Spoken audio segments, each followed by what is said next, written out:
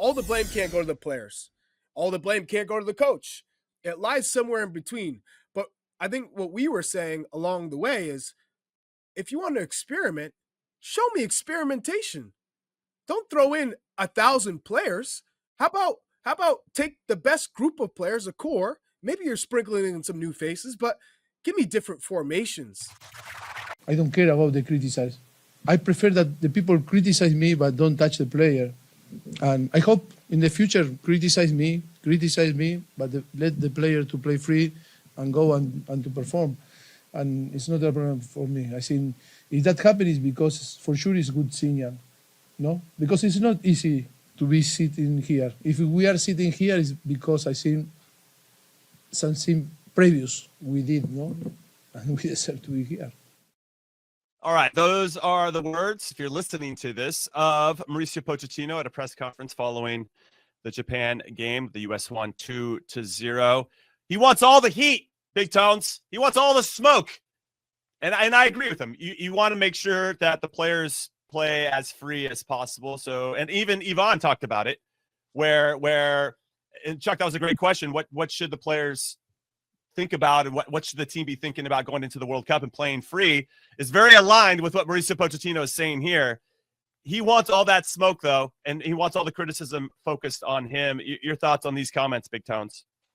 Yeah, I mean, he's the manager. He should. It's what your job is, right? You take all the heat, and I used to say that story about Bruce on Bruce Arena all the time. He used to say, "You know what, you guys, this is how I want to do it, and do it this way. And whatever happens, I'm going to take all the heat. I'm going to take all the pressure off of you guys." That doesn't mean that you can't evaluate how players do, but I like the fact he says you give him the heat. I don't know that it should be a directive to people. Yeah, right. In the end, this is how you report on things. But I understand what he's saying, and good for him. And take the responsibility because, and I think he mentioned in that, I think he was alluding to the fact we're sitting here because of things of the past, saying, I have the experience to be sitting up here, to be coaching these players. And that's kind of what he was getting at. But I mean, no revelation in his statement for sure. But I still think we're all going to watch a game, and it doesn't matter if you work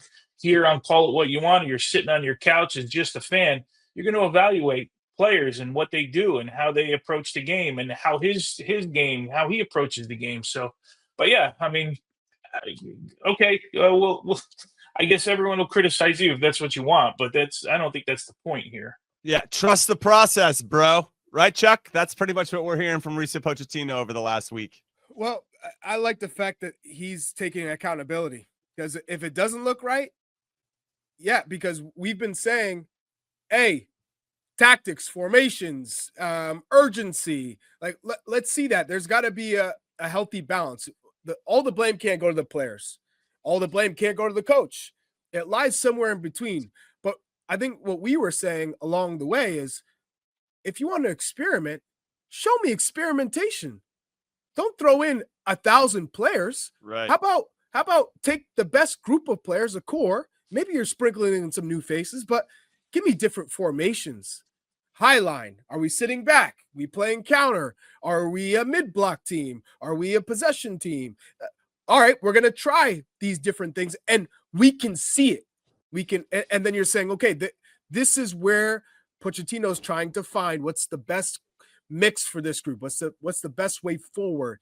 We finally saw that against Japan, because he was, in a way, forced to try something new, because everything he had tried wasn't working. So now we're on to something. We've taken a step forward. Now we go into next window. We got a month. Things can change. Guys are supposed to come back in. No more experimentation. But then we got Ecuador, who's coming in hot. They just beat Argentina, World Cup qualifier. This is a team that's in form. They have great players. And then we have an Australia side who plays with a back three as well. So now you're going to be tested in terms of if this is what Pochettino continues to stick with. How does that look against an Australian side that's probably going to try and play the same way? I think it's another super important. Every window is super important, but given the progress, do we continue to make progress? Is there consistency now, or does he scrap it all and go back to a 4-2-3-1 with his strongest group? That's going to be the question. Yeah, I'm curious as well as to what he does with a formation that seems like it unlocked the team a little bit. And the reason we've been clamoring for it for so long, Big Tones, is the fact that when you put Dest on the right and Jedi Robinson on the left, you have two of the better attacking wingbacks in the region for sure. And then obviously Jedi has proven that he's one of the best fullbacks, as they call it, in England. And then if he's doing it in England, he has to be considered one of the top 5, let's say, in the world, right? And then you have Dest, who on his day can absolutely dice you up going forward. So if you could take away some of the defensive responsibility from both of those guys, and because they're equally dangerous, and I actually like that Jedi Robinson has added this extra layer to his game where I think he hits better deep crosses now. He's a little bit more consistent where he doesn't need to get into an end line to whip the ball in. He can hit him from deeper, which I think makes him even more dangerous. Now you've got a little bit of this dynamic and unpredictability to our attack because we can hurt you from both sides. If we were overloaded on one side, and let's just say it was just Jedi or just Dest, then we become a little bit more predictable, maybe more heavy on one side or the other. But if you could actually take the handcuffs off these guys and let them go because you're adding that third center back in, I just feel like it will continue to unlock our team in a meaningful way. Again, the big question is, who are those center backs? We haven't identified those. And now that almost becomes, if we do stick with this formation, that becomes probably the most pivotal question for us moving forward is who are going to be our 3 center backs that are going to actually help us push forward and allow us to continue to take that even next step in our progression. Yeah, I said the other night, I think we have the 2 most important pieces, and now we actually have a little bit of depth, and that's wingbacks. When you want to play this way, you have to have guys that are cutting that mold.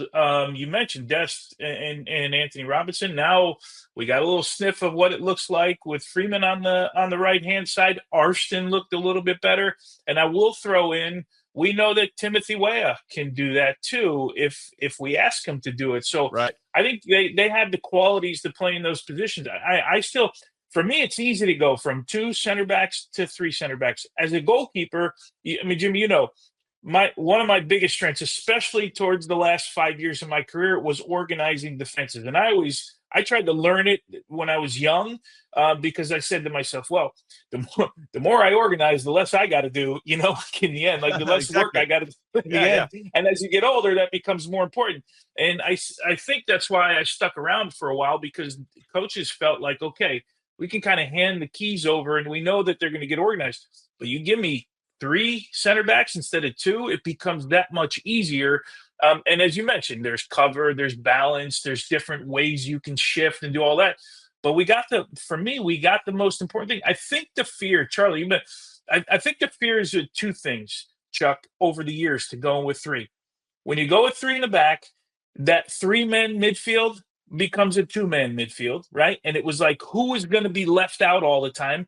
And then there's always the decision of, do you play with 2 forwards or do you play with 1 forward? Right. And that's always the decision with those. I think the back part of it's the easy part. It's what happens ahead. That's probably why it took managers a while to look at this particular group and go, okay, we're going to change to this. I mean, it's a guess, but I think it's a logical sort of progression. Yeah, Tony, because if you look at our team, it's the midfield. That's the strongest part of this group, the deepest part of this group. And now all of a sudden you're going to say, instead of 3, when we probably have 5 or 6 options, we're going to go 2. And who are those 2 that complement each other well? Because it doesn't necessarily mean we're playing the 2 best players, but they don't play well together or they do the same thing. So it's interesting that finally you say, okay, we're going to use the width with our wing backs. Great, because they can get up and down. They're comfortable on the ball. Anthony Robinson is the captain in the Premier League, among the best left backs in the world. And then you got Serginho Dest, who does it in the Champions League, who's one of the best dribblers at right back in the world, creating. So you're saying, okay, we can live with that. But now, how do we defend in transition? How do we get the most in the attack where we're not just looking for the counterattack every time to get into space? So I think that's the balance, and it's on Pochettino to solve that. Yeah, I think one of the conversations I've been having off camera with some of my pals on the group chat is, okay, if you decide to take one of our midfielders out, right, to have the 3 center backs, then you're sacrificing, to your point, a possibility to have somebody that's very dynamic in that area of the field. My counter to that is, well, now you're actually allowing Dest and Jedi to get forward in a meaningful way, and in a way where our spacing could be a lot better to open up the area of that central part of the field for our other 4 players that'll be in that box midfield, the 6s and the 10s, which I thought looked good. I thought our spacing through midfield looked good. And yes, maybe Christian has to drop a little bit deeper to come get it, and that's something we want to be wary of because we want him as close to the goal as possible, not 50 yards away. So obviously some things to work through, but I thought it was a promising next step in how this formation could be beneficial going forward. Go ahead. I got a question for you, Jimmy. Yes. In a back 3, though, do you think Ream is best positioned to be the left center back in a back 3 or the center back in the back 3, given if you're playing in the outside, you are now tasked with getting wide if an outside or a wing back is exposed. Yeah. He's more protected centrally because he's got Yes. 2 center backs to the left or right of him. So you're not worried so much about him going laterally as you are him just going 3 steps back, 4 steps back, 5 steps back. And if we're playing a little bit deeper, which I think we're going to have to if we're talking about playing in some of the best teams in the world, he's that much more comfortable in that role. That's a great question. Athletically, you want to put him centrally, just for the reasons you mentioned, right? You get to protect him a little bit. He doesn't have to cover as much ground, and he can read the game. Excellent reader of the game, high IQ for the game. So putting him in the middle, obviously most experienced, he could organize everybody as well. All beneficial. Where I would say you want to have a conversation is he's our best passer by far. So if you're going to have build-out situations and in the middle, he doesn't touch it as much. I don't know. I don't know if it's by far anymore, by the way. Okay. He was not good with the ball the other night. That's fair. Right? He right. He was Two okay. games, Maybe we need to put him in the middle to make it. But and Chris Richards, you're making him better centrally because although he can cover ground more than Ream, that's not his strength either. He's not a Virgil van Dijk that can sprint and catch anybody. So what I liked about the Gold Cup, though, Jimmy, is with Chris Richards, he was playing those balls in between lines. And I know it's the Gold Cup. We're not playing in Copa America or playing in a World Cup, but he showed progress to me of getting forward and skipping lines, finding guys in pockets. So that's my only thing. Yeah. To you. No. These are great points, great counters to what I was saying. Historically, Tim Ream's been a good passer of the ball, and he can hit the big switch. What I'll say is when I played with the national team, more often than not, I played the left center back position as a right footer. And it's very hard to hit the blind switch because if I'm going to hit it, not to say I couldn't hit it with my left, but more often than not, I would take that step back and open up my body so you knew I was hitting it with my right foot. It's a lot harder to be deceptive that way when in hitting that switch. When Matt Beasler joined the team, right, you have a left footer at a left center back position, and he could hit that switch, and it made it easier or gave the player that's going to receive the switch maybe a half second, a second, 2 seconds more time on the ball, which is, as we know, very important. Tim Ream having a left-sided player on that position, putting him on the left side. But ultimately, if we're thinking about who we're going to be playing against, we want to protect and have probably our best athletes on either side of what's arguably maybe our slower player in the middle. But yeah, I mean, in terms of how we want to build out, even if I don't even know if we're going to try to build out. You know, if we're playing a back 3, how are we going to do that, and what does it look like? Everybody's going to have to be pretty good at passing the ball overall. In general, I'm just curious because every coach would look at this a different way. I would tell you how I would look at the 3 in the back. You mentioned changing Chris Richards. For me, Chris Richards is the best center back we have right now, right?